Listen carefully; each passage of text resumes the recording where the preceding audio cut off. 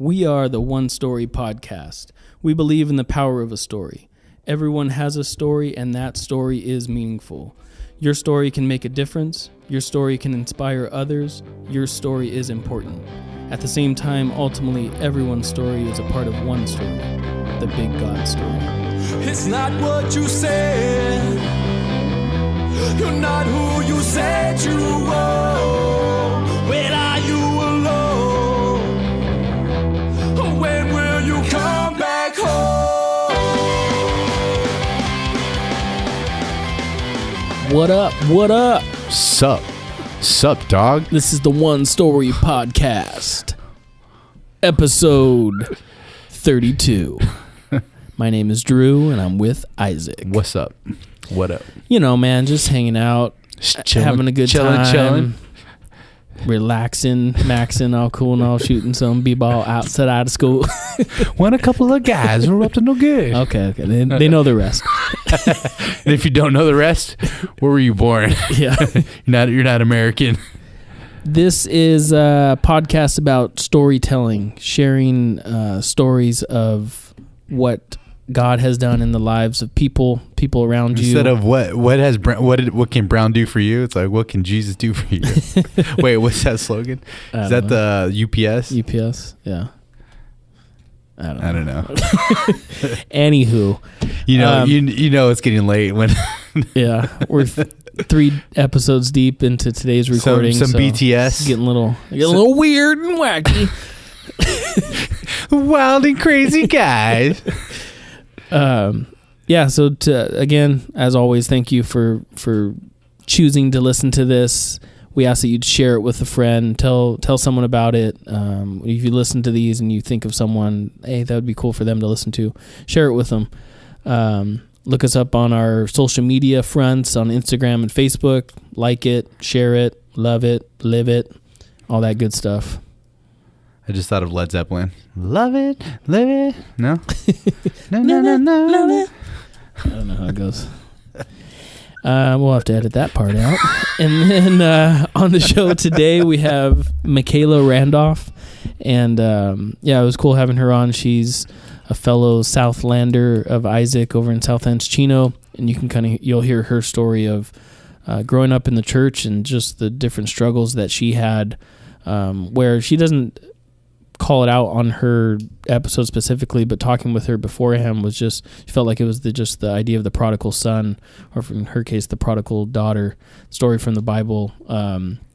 It's found in Luke 15 if you want to look it up, but it's just shows the heart of God of when we go astray, or whether we were there in the fold and then we walk away, and that's the idea of the prodigal son. But when he came back, the father just opened him, received him in open arms, and no questions asked, just like, you're my son. And not only that, gave him the best. And he set him up with the best. Sacrificed the best sheep and gave him a new cloak and all this stuff, made him clean. And and that's how God is. And no matter how far gone we are, he's always ready for us, when we're with ready open to come arms. back. Exactly. And that's what her story kind of highlights and she's still figuring it out, as we all are. We're all in process. But it's cool to hear her story of growing up in the church and then falling away and going back. Because I relate to it. I resonate with it because of my story along the same lines. Or even like her dad is a pastor and kind of growing up, as a pastor kid, and kind of speaks into that a little bit and kind of some of the struggles. Because I think if you're outside of the church, or even if you're in the church, you might not know how, kind of what that would look like, but it's different. There's expectations and all the above. Right. Yeah. So it's a good conversation. Again, just thanks for listening, and again, share it with a friend. Yes, indeed. So here goes the show with Michaela Randolph.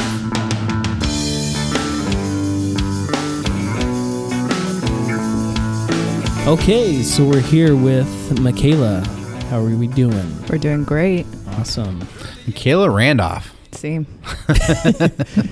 Thanks for coming out. I know you made a little bit of a trek here, so we appreciate that. I'm used to it. I used to commute a lot. Oh, okay. Which we'll find out. For literally everything. Okay. Because so I'm from West Covina, and everything is not in West Covina that we're a part of. Gotcha. So as far as just like church and community and stuff like that, we just reside there. Right on. So yeah, Michaela, you got on the show because you know Isaac, or you go to Southlands in Chino, and it sounds like you have some roots in Southlands from before that, Walnut Southlands. But yeah, so I think Isaac hit you up, and we're just happy that you're on, that you want to share your story, and we hope people will be blessed from it.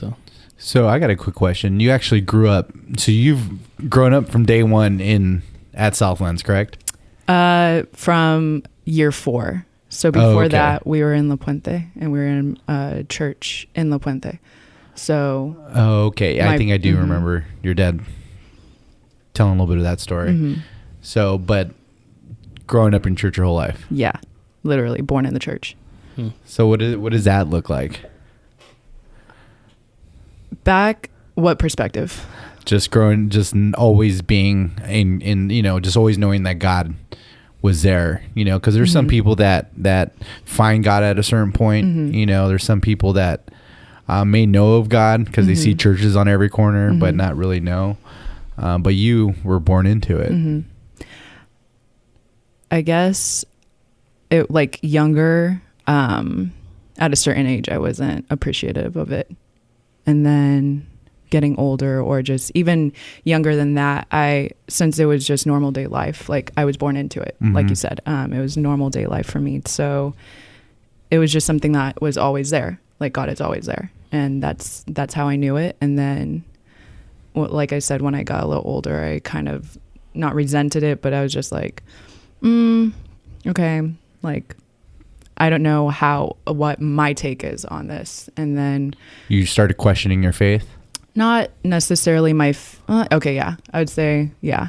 Cause I never didn't believe in God. It was just more of like, how close do I want to be to God? That kind of resonates with me because that's how it was. I grew up in the church. I was born in the church, and I believed, like when I was younger. And then as I started getting older, I kind of figured out that I got to have my own relationship with him, and not just through my parents and just the surroundings that I had. And then it was like you were saying, how far do I want to take it, or be close to him? So you had a relationship with God at a young age. Yes. My parents, we would always do like little travel missions to Mexico and like help out orphanages. And so like I got to see God. I think I would like say I got to see God through their eyes at a younger age, and I understood it, but in more of a literal sense for a lot of things. So like I would take things very literally, like the first shall be the last and the last shall be the first, and stuff like that. And so, but I would still say my faith was grounded. It just wasn't all my own. And then as I got older, like teen years and stuff like that, because when I was 4 when I accepted God. And so that was like going into Southlands, that was like my first year being there. And I had an understanding of who God was at that age, like crazy, but I had an understanding of what he did for me. And so I raised my hand in chapel, and I was just like, I want to give my life to God. And my sister did it with me. She was 2 at the time. And I remember my mom coming in, and she was so happy. And from there, like, God was very much in my life. The way that he speaks to me is through dreams. So I was used to like how people were raising their hands, like just how God spoke to different people and like how he worked in different people. And you believed it. Yeah. I mean, that was just like a part of life. Because it was in front of me. Like, especially because like the culture at Southlands is very much, Holy Spirit driven. Spirit-led. People. You had LTTs coming out, people from around the world. We had a lot of people coming. I don't know what LTT is. Leadership Training time. Okay. So no, you're some good. of that Christian was either. That Christianese. We don't do that, and it's sad we don't do them as much now, but we had a lot of people like in those early days of Christian Chapel going into Southlands. We had a lot of people just from different parts of the world coming and staying at our house and like going to these leadership training times. And you would see a lot of cool stuff happen as far as like the gospel goes and how God moves. And just like, even there's this one year where I remember like seeing, not exorcisms, but like demons being cast out of somebody in a sense, because they just had something attached to them. Dang. So I grew up very much knowing God was real, God was present, and that it's not make believe. Yeah, exactly. Did you go to, I don't know if you mentioned it, did you go to a public school or was it school through? So yeah, part of like the whole entire resentment was I was pre-K to sophomore year in high school, all Christian school. Okay. And it sucked because I was at church 24/7. My school was my church, and my church was my school. Oh, okay. My dad was you went teaching. You went to the Southlands campus. Okay. And your dad was there. Yeah. Like, they wouldn't send me to the principal, they would send me to my dad. Oh, dang. There was a point where these new people were people that were looking at the school for their kid were coming in, and they heard me crying because my dad was spanking me. And they're like, "Oh, you believe in corporal punishment?" And they're like, "No, that's just his daughter." So literally, literally lived at that school. Right. Yeah. And I mean, it was great, but I also like wanted to know what was outside of the school. And I would always talk to my parents and like be like, "Why can't I go to another school? All my friends are leaving," or where would blah, they blah, go? blah. Or just like going to just different moving? They would. I mean, schools, it was also expensive too to be going to private school. So a lot of my friends that left would go to the public schools that they were within their districts. So, so you actually didn't really know anything outside of that church? Literally, is what it sounds like. Yeah, basically. I mean, besides my parents, like I said, so they were missionary trips that they would go on. So they did a really good job of like exposing me and my sister to different cultures. And then that's good. Yeah. I mean, yeah. So I wasn't completely ignorant, like you know, in a bubble, probably in a commune or something, you know. Like, and if anything, probably more, like well exposed to like the social settings than most, you know, when you're going to a different country. So if you just go into Mexico, I mean, it's only a couple of hours from where we're sitting, but it's a whole different world. Oh yeah. You know, you're looking at life through a whole different lens. So it wasn't like, I guess I started getting emotional, or like when you go through your hormones and stuff like that, I started getting depressed around like maybe 5th or 6th grade, because I also started gaining weight, and a lot of my friends weren't like the same way that I was. So I was going through my growth spurts and everything. So a lot of the way that I take things is internally. And what did depression look like for you? It looked really dark. Like I couldn't listen to a lot of stuff because of my parents. They wouldn't let me. And like we had CD players back then. So like I would blast that, you know, like as much as I could. But like Evanescence was the only thing that I could play in my house. I didn't like have Walkmans or anything like that. And my dad, so they can hear what you're listening to. My dad came in and was like, "What are you listening to?" It's just like, look at the CD, read who they are, and you're going to see that they're actually Christians. They just sound this way. And I didn't tell him that, but I was just like, I was mad. I was like, "Look at that CD." And it was a Sunday, and he like came back to me and was like, "You know, I might not like how they sound, but you can listen to it," kind of thing. How was that? I mean, I don't want to say that. I don't know. Maybe you can help me, Drew, but like not controlling, but with, you know, just not having the freedom or the power to kind of explore or listen to certain thing. I don't know. Like, how was that? That was my life. that was kind of just it. Like I knew being under a microscope that I was going to be watched, and like no matter what level that was, whether that was personal at home or like under the church or just in general. So you felt like you were being watched all the time. Yeah. I mean, you're watched as a kid for like with how I was raised and everything. I was just always being watched. So it's something that I'm used to. That's also how like I got into a habit of keeping things concealed or like hidden in what I did and like when I went out and stuff like that, or just very to myself because at the time, so I would always wish the rapture would happen. I wasn't suicidal. I thought about it, but I would want to die without killing myself.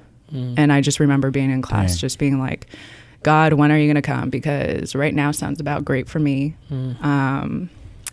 I just didn't like myself a lot. And I think it was just like one of those things that you normally go through if you go through that as a kid, just finding your way and stuff like that. I watched a lot of like scary movies and horror movies. Did you have to do that in secret too? Yeah, it would be mostly like when I was at other people's houses. Like my parents wouldn't even let me watch Nightmare Before Christmas when I was little, and I love that movie. You know, like so like I had to hide a lot of stuff or just like be just very cautious. And then you become good at that. You become good at keeping secrets. Oh yeah. Being either I don't want to say deceiving, but like lying. I mean, but keeping it low key. Yeah. Like I had to keep it low key around my parents. Because you knew what the reaction was going to be. Did you feel any kind of guilt doing that, or? Yes and no. Not initially, because like in certain areas I was like, no, this is just stuff that I like. Like because you don't like it doesn't mean I can't like it. And as long as it doesn't, my heart was already hardened because of the way I was feeling about myself and how I viewed myself and just like going through your normal teenage stuff. But I was like, as long as like I'm not worshiping Satan and I'm not drinking blood or something like that, like I'm okay. Like I didn't realize like that stuff was also a door. Like exposing myself to it was a door as far as like you're talking about like what you were watching, what you were listening to? Yes, basically. Because a lot of it was movies, and I have an overactive imagination. And so like I would watch The Grudge like 20 times in a row kind of stuff, or just like. And The Grudge is which one? Is that the one with like the little girl that's like with the hair? That's The Ring. No, that's The Ring. That's The Ring, but I don't know if it's the same director, but it's not. But The Grudge is the one where she's in a house. She was killed in a house. And so she haunts you if you go into this house. Okay. So but she does have the long black hair. And so, and yeah, I don't like those movies. Like, you know what's funny? I always want to watch scary movies, but then I get too scared. Yeah.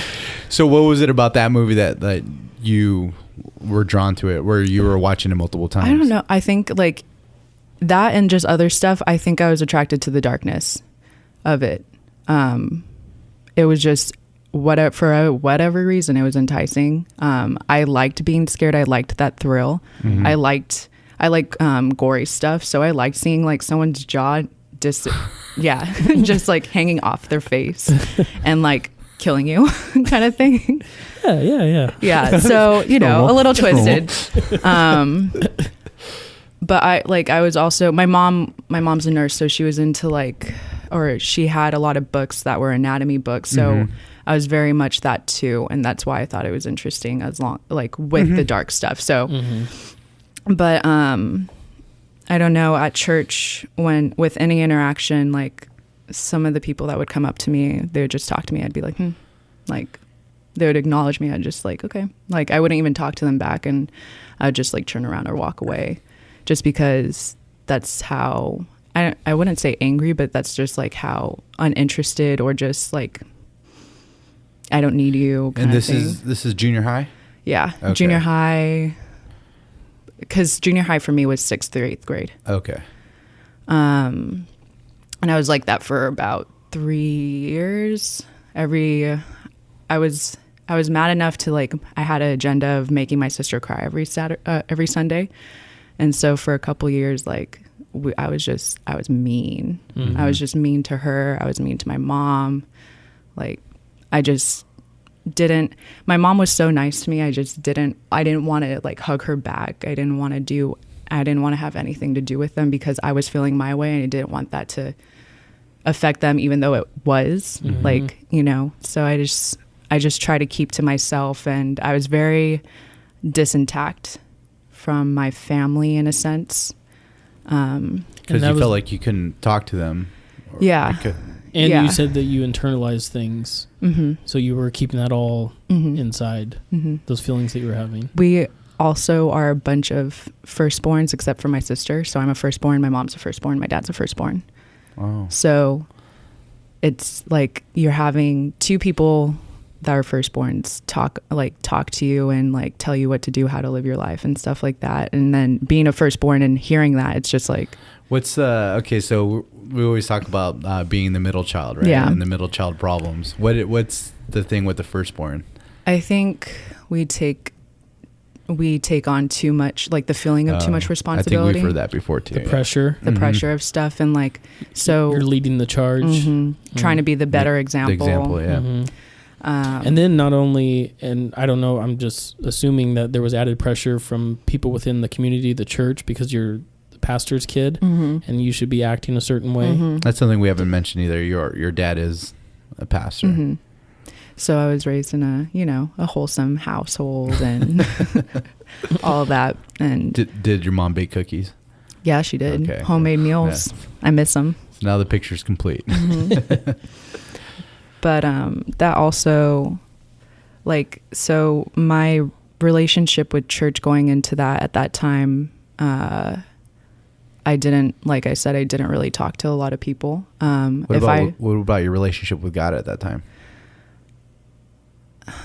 I would sit in the back of church, if that makes sense, and like not pay attention and draw with like some of my homies and like collab on drawings and stuff like that. So like the back of the church is where I was at, or like outside of church. If I was in church, I was probably trying to sleep. You were really just trying to disassociate yourself from what you had to be there, so I have to be sitting here. But if I can just disconnect my mind or just my interest, that was your way of not being there. Yeah.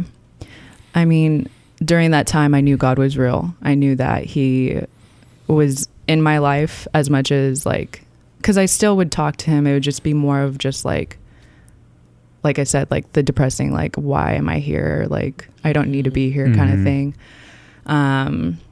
There's so many more people that deserve the life that I have instead of me being here. So why don't you take me and just give someone else this opportunity? Or like, why wasn't that the first case?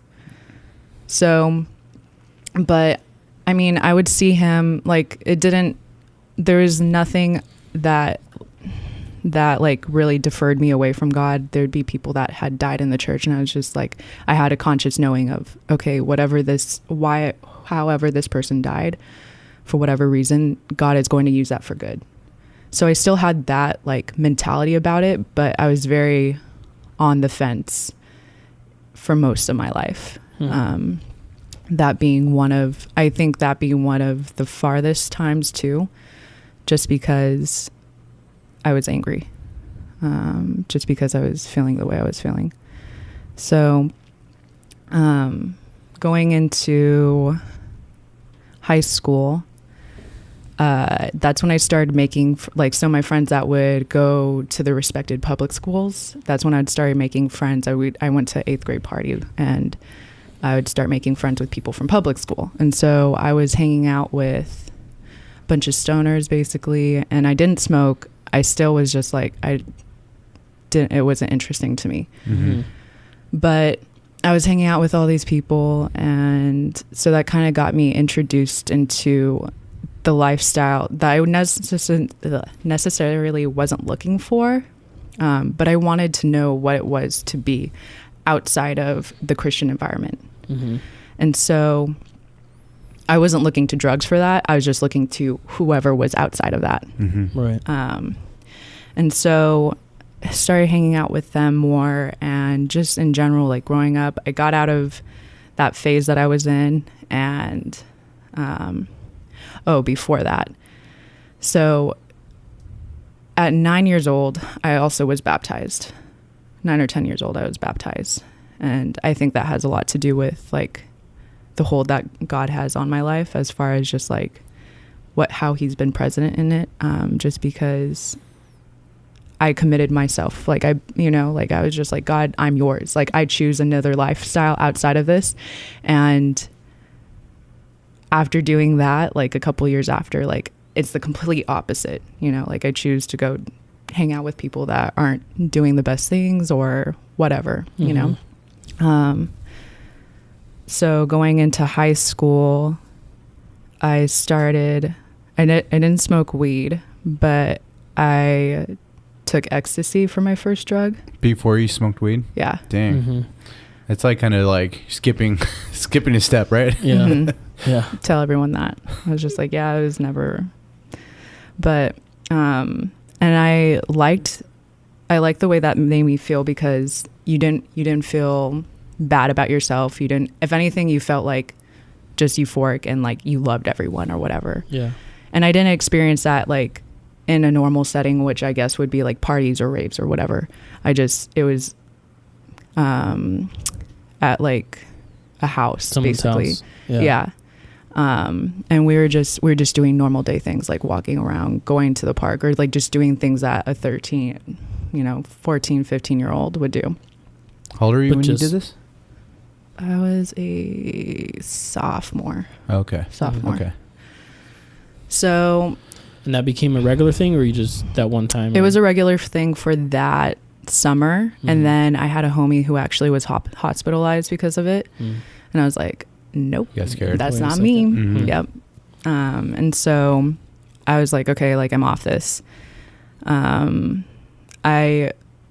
Because I also, it's that whole entire like first child thing. I have to maintain like those good grades. I have to maintain what seems to be like a good lifestyle.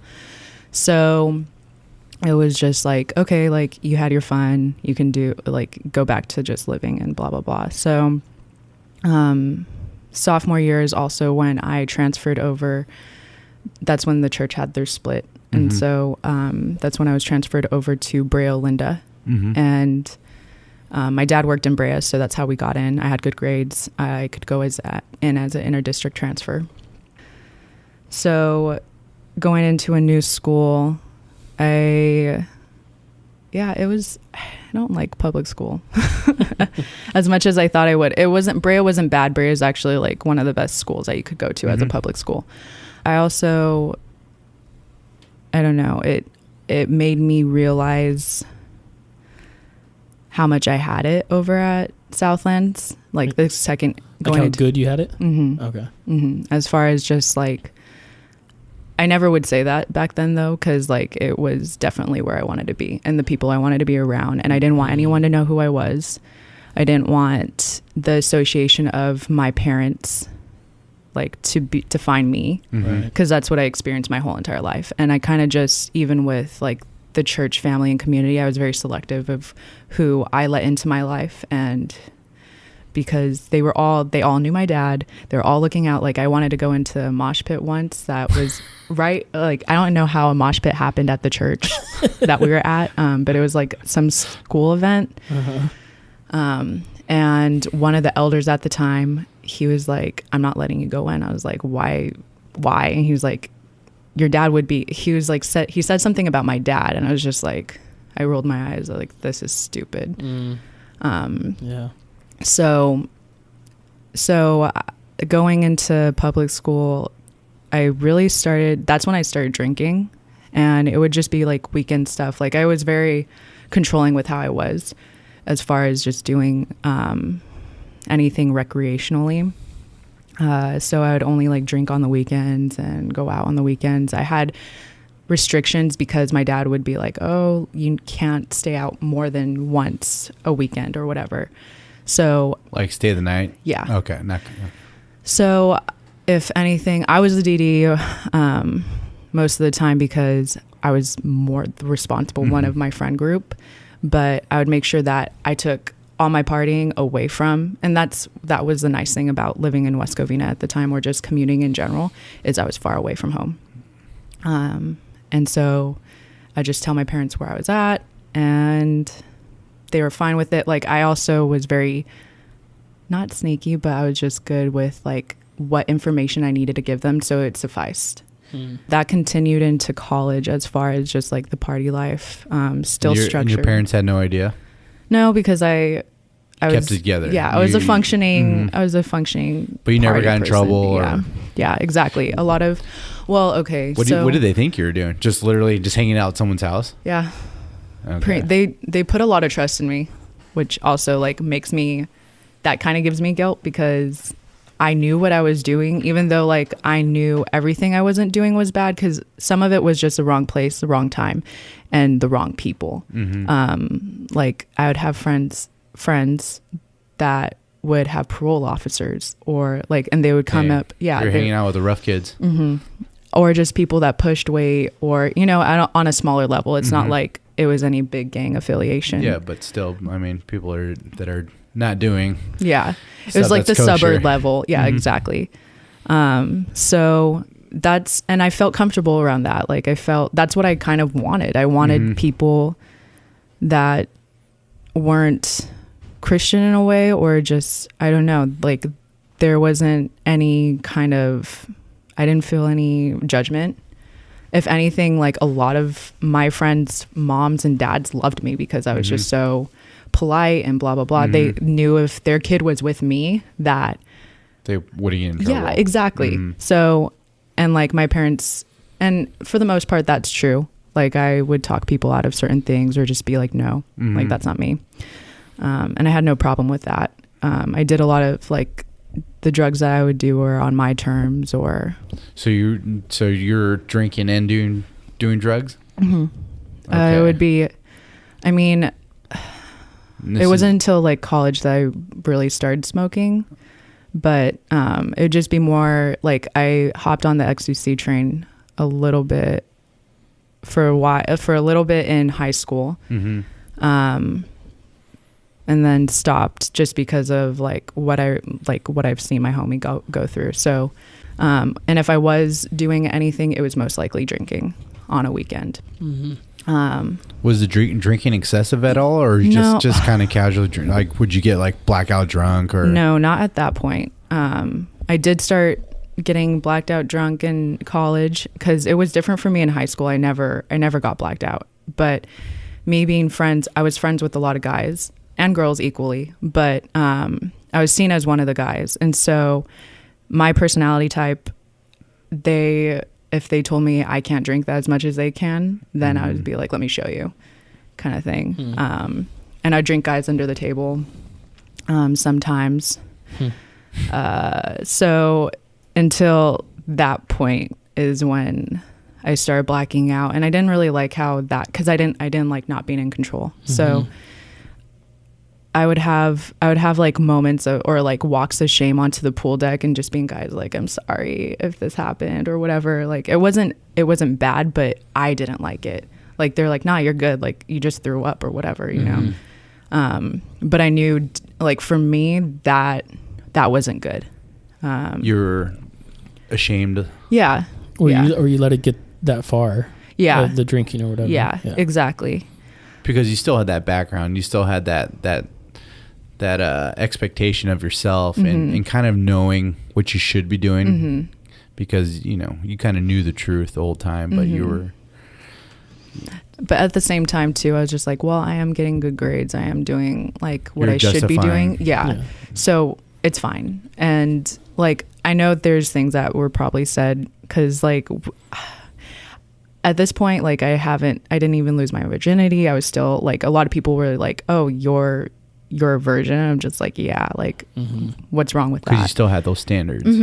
And no one really ever swayed me to think that was like wrong or bad or like whatever. I'm very strong in my opinions about myself, and like you can't wave me on certain things like that. So, but I like, there'd be stories, and I know I wasn't portraying myself the right way, even though I knew they weren't true, and I was fine with that. I was like, if they want to talk mess, they can talk mess. So, but and that's kind of how I was like with the church too. I was just like, if you want to judge me by my parents' standards and you know how they are, then that's you judging them, because I'm not them. I'm my own person, and they have, like, even though I'm choosing what I want to do, they have their choices don't reflect that, or their parenting doesn't reflect that, or shouldn't reflect that. And so that in between middle school into high school, like freshman year, I went to a party that they dropped me off to and they picked me up from. And my dad was I didn't know what happened. I didn't know if I was raped at that time. I don't think I was. 'Cause what I remember, like, I was completely coherent at that time, but I was just freaking out at the time. So I was just like, I don't know what happened, blah, blah, blah. Wait, this is in 8th grade? Going into freshman year. You were at the a party summer. And you got drunk, or? So, yeah, it was pretty much, it was just a house party. I was hanging out. I drank too much, and then I was just sitting down for a little bit.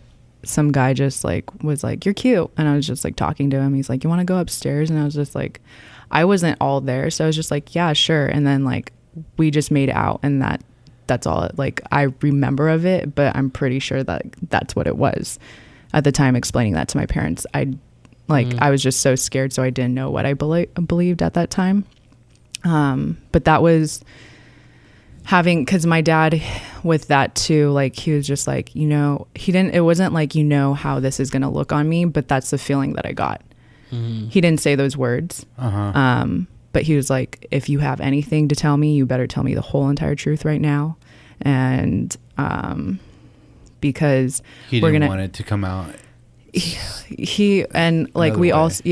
We also on that, we had to go to the pastor. And tell him like what I did. And like confess. Yeah, basically.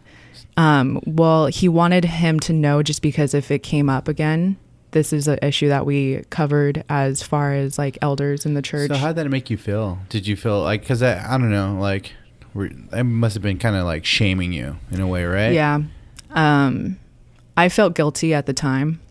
So it was like for like partying. Okay. For letting it get that out of hand. And so, but at the same time, you weren't really being comforted or yes and no. My mom was more of the comforting side of that two-way street between her and my dad. So my mom has always been like the person praying for me, the person, I think pretty much her prayers have kept me alive, so she's always been the one that's more trying to protect me and trying to comfort me. And my dad was too, just it looked different. And I get that, the way that he shows me his love too. A lot of it is just more like support in other ways rather than like physical. So that was my first encounter that they had with me as far as that goes. And then I mentioned before, like, I always wanted to die. I always had a feeling I was going to die at 21. So 2 weeks after turning 21, I get into a car accident that I'm driving. I drove my homie home. I drank before, but I was fine to drive. And I was just tired from drinking. So I drove my homie home and I drove myself home. I fell asleep at the wheel. I woke up and there was a caddy right in front of me, and I swerved in front of it, trying to get out of the way, and I clipped it. I had a soft top convertible at the time, and I walked out of it. Flipped. I clipped it. It flipped. I walked out of that. Wow. With just like a busted lip and a scratch on my arm. Damn. And you rolled the car. Yeah. And so I think that was God saying, like, Did you get in trouble for did you have like, did you get a DUI or anything? So I blew the breathalyzer twice and both came up negative. They're like, that's not happening with how this situation looks. So they sent me, they're just like, because I told them like, yeah, I was drinking, but I'm just tired. And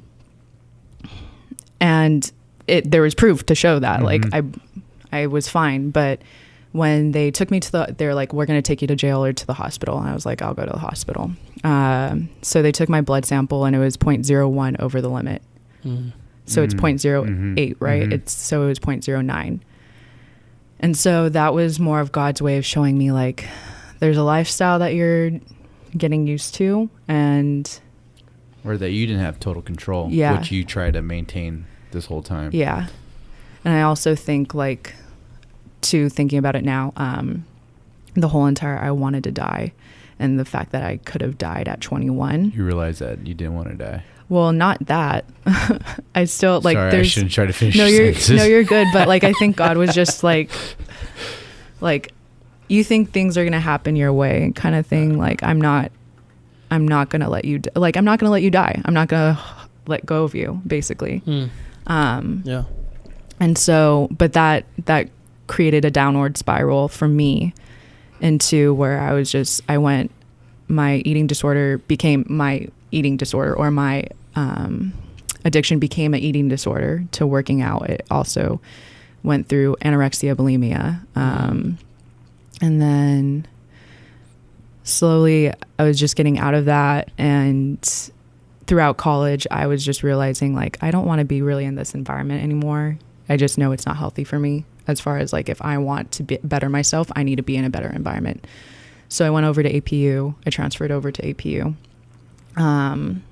And still, like, I'm on the fence about everything in life. So at this point, and have been, I was in a better environment, and I was meeting people I wanted to meet, as far as just, like, people that weren't fake within the community, and I was selective with who I, like, opened up to, but people that had a past and they still believed in God, or could be honest about a little bit more themselves, instead of like, oh no, I'm a Christian, therefore I do zero wrong, and you know, that portrayal that I think people outside the church think that. That's why they say, no, they're hypocrites or whatever, because they know know what's up. You know, they're not dumb. And I never wanted to be that. So, like, whenever people would say, like, are you Christian? I'd just be like, I believe in God. I never wanted to portray someone, because I knew what I was doing, and I didn't want that to reflect. You're conscious. Just God in general. Jesus. Yeah. True, you said that too. Yeah. Yeah, I was the same way. To where I kind of, like, fell away, but I wasn't vocal. Like, I still had a belief in God, but I knew I wasn't living the way I was supposed to. So I wasn't going to be fake about it and tell someone, oh yeah, I'm a Christian. That's just wasn't what it was. Yeah. So same, relatable. Yeah. So going into APU, I've met, like, some really core friends that I still am friends with now. But then going out of APU, I moved down to San Diego, and for school, I didn't know my major that I really wanted was anatomy drawing or medical illustration. So I wanted to go down to San Diego to pursue the art side of that and see, like, where I could go from there. So going to school down there and everything, I lived with my aunt for a little bit, then I lived by myself. Part of, like, my time being down there was just, like, I had no one, so I've made friends, like, throughout the time, and one of the friends that I made at the time started living in Oceanside. So I went out with him one night, and it was him and his friend that came in from, like, wherever, and that's the night that, like, I woke up and he was on top of me, and that's part of the functioning blackout that I was going through. And so I drank. I didn't have any intentions of getting, like, drunk or anything like that, but I fell asleep in the car, and then the next thing I know, he's on top of me, and then I black out again. And I was just like, okay, like, I need to leave, I have work, bye. So that was the end of that. But I think with a lot of like how I am and how I have been too trusting in a lot of people too, like just through the life that I've been leaving, who I've been with and stuff like that. So for me, it wasn't in that situation. It wasn't like, oh, this is God's fault. It was just more like, okay, I know like there's certain things that I shouldn't do, and I put too much trust in people, and I took it inwardly. I took it on myself. You blamed yourself for that. I blame myself for putting myself in the situation, or knowing better about the situation. I know it was his fault, but that's still like, I still have guilt for that, as far as like, you know, and that's what sucks. I think that's what sucks about women that are put in that situation, you know, have to go through that they could blame themselves, you know, first, for that. This is my fault because I was doing this or whatever, you know. And that sucks because meanwhile, the person that, you know, did the harm is, you know, and I mean, it's good that you know that it wasn't your fault. It wasn't your fault. Yeah. And like, you know, no matter what the circumstances are, you don't, you know, the wrong is on the other side, you know. If anything, I was more mad for not like coming out and telling someone, like telling the police, or like, so you kept it inside. You didn't I mean, I've told friends, but I told my mom. I didn't tell anyone else. Again, just because you thought it was your fault, or were you scared? That more of like the fear of like what is going to come out of that. Like, what do I have to deal with legally? Sucks. Yeah. And so like, and I still was talking to him after that, just because I didn't want to. I don't know. I didn't want to justify that that it happened, or like, you know, like I was just depressed at the time too, that I was by myself in a different place, that I didn't grow up in. Must've been tough. It sucks. I mean, I had my family there, but I didn't, at that point I was moved out, of my aunt's house. So it's not something I wanted to talk to them about, as close as I am with them, but I just pretty much, I kept it to myself, and I just, after a while, it's just like, okay, like, I don't need you in my life. Peace. So haven't talked to him since, kind of thing. But I just, for me, it's like, okay, like, I'll let God in that situation, because I'm not going to try to do anything in his life. And so like, whatever he chooses to do, like, it's going to be on him. And so I wanted to leave it that way.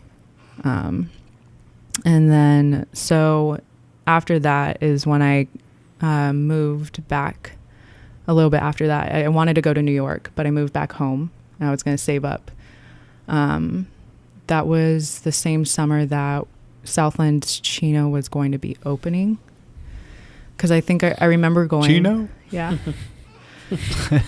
I remember going, that September, I remember going to like one of the first services or whatever. And I was looking for a church at the time too in San Diego. I was looking for a church that I couldn't really connect in, because a lot of them were mega churches. And as far as just like what I was looking for as far as an intimate personal relationship, I couldn't find that in a mega church. So I was going to a church, but it was an hour away, and I didn't mind the drive, but it was hard to be connected without being there. So a couple of things. So this, like, going through college and, you know, going through all this stuff, were you still going to church at that time? Yeah, but same thing. Because you had to? Okay. Like, I mean, I would feel like in my low points, I would feel God. I would look for God. Even though you were living by yourself, you had to go? Yeah. Oh, well, not even, I wanted to. Okay, like because of like just not having a community and not having anyone there besides. And that was the one thing you knew. Yeah. Was church. Yeah. Okay. So, and I knew someone that was siblings to someone that was part of this church too. So I was like, okay, like I know those people. And okay. That was my other question. Like, cause you were saying you were going to another church. I was going to ask you if you didn't want to go to Southlands. Like, that was always a thing that I brought up with my dad. Like, can I go to any other church? He's like, no. And I would even ask him, like, just to test him, like, what would you say if I didn't believe in God? And he was like, what did you say? You know, like things like that. And so, how'd that make you feel? Like, I mean, not having what do you call that? Just like, I want to say power. Or the openness to be able to talk about something like that. To even have the conversation.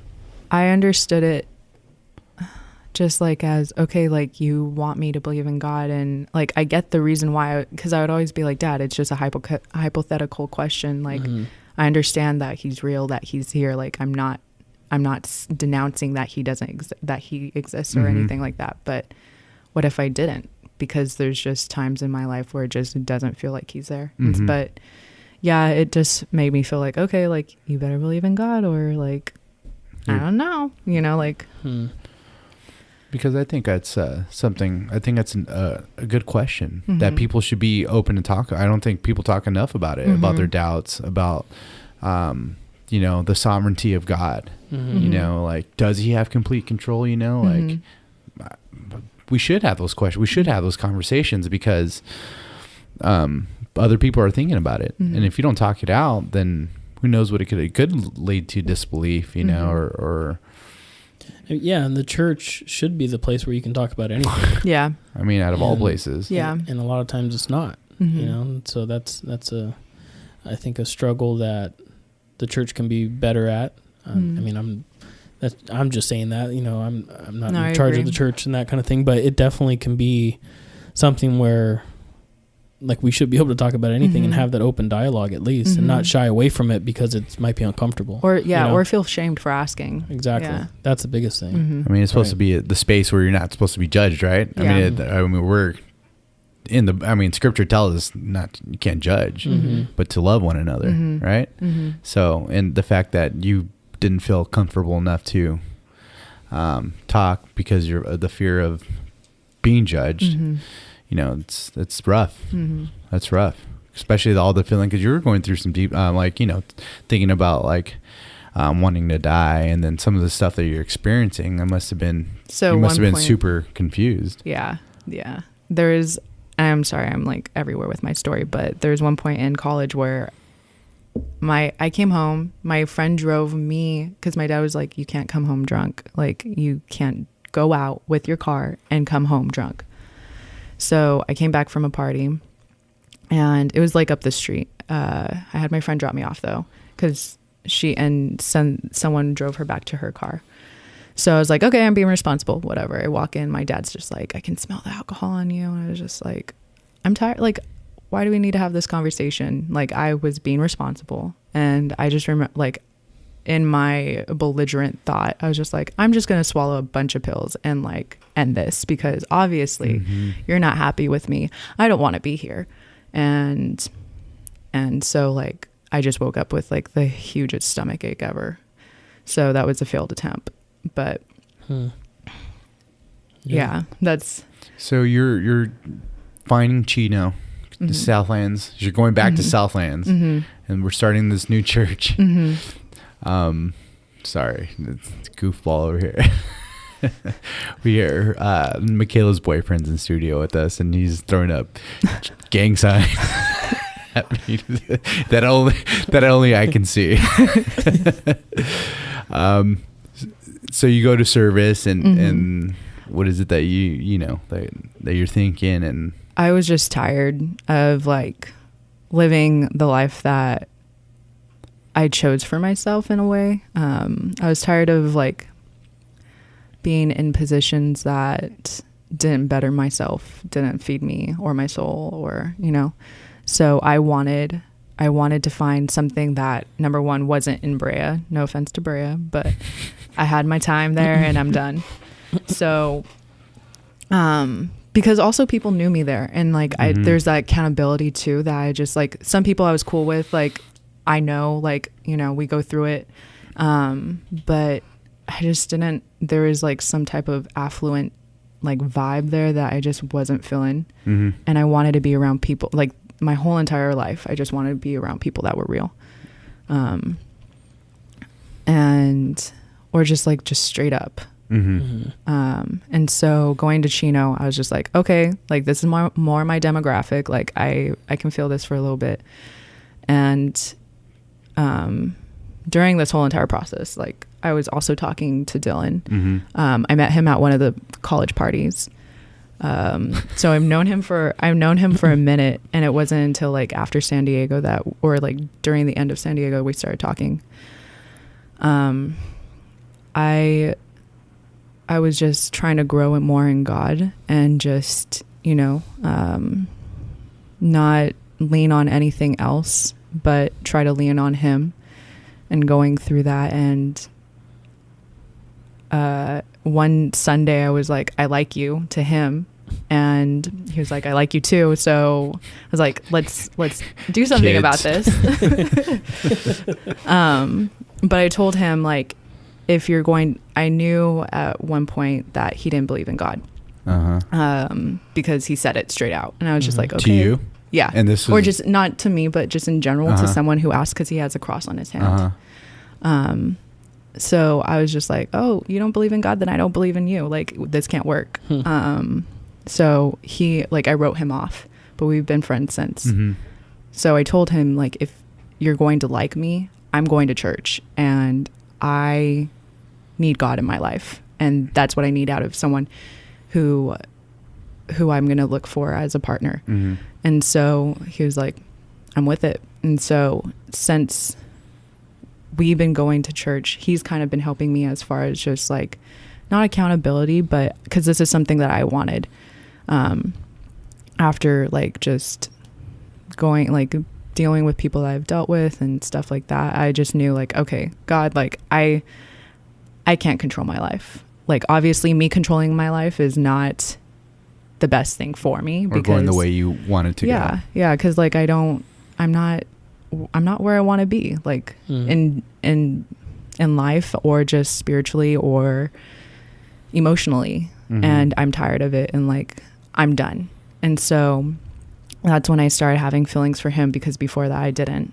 And so since then, it hasn't been like great and everything, but my relationship with him has been great. And it's actually been helping us, as far as both of us learn, growing more in God. It's been helping us, and it's been helping me a lot. My mom has always been one of those people that I used to tell people, like, I want to love as much as my mom loves other people, because if you know my mom, you hear stories about her and like what she does for people and stuff like that, and you just know her heart. But I knew that was God's heart. We'll book her. We'll get some of the stories.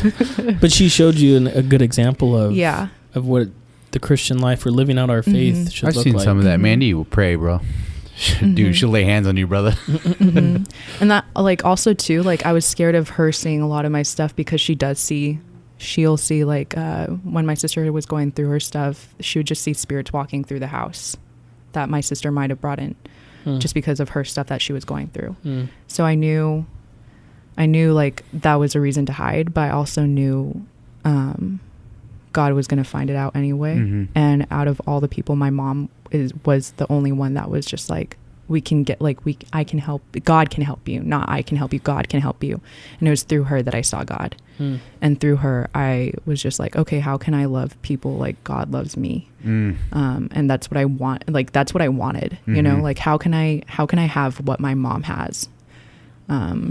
So where does, so now that you're like kind of trying to get, you know, you're saying you're working on yourself, you're working on your relationship with God, and, you know, you have a new relationship with Dylan. Where's your relationship with your dad? I've always had a good relationship with my dad. I've never really held anything against him, as far as like, because there'd be times where he would put me up against a wall because we were fighting, you know, like, he has a military background. And so that, like, I would see that sometimes, not all the time. He was also very, like, if he did something wrong, he would come back and say sorry. When we were younger and stuff, like, he would always tell us why we were being punished, why God loves us, you know. So it was just more of like a authoritative figure that I was rebelling against more than my dad personally. And so like, for me and we don't talk a lot about certain things, but I love him dearly. There's just things I don't want to tell him, because I don't want him to feel the weight of it.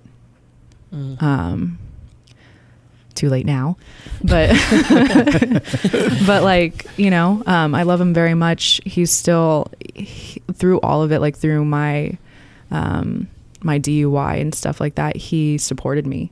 You know, like he took care of me. He still kept me in his house. He still keeps me, like he took me back, you know?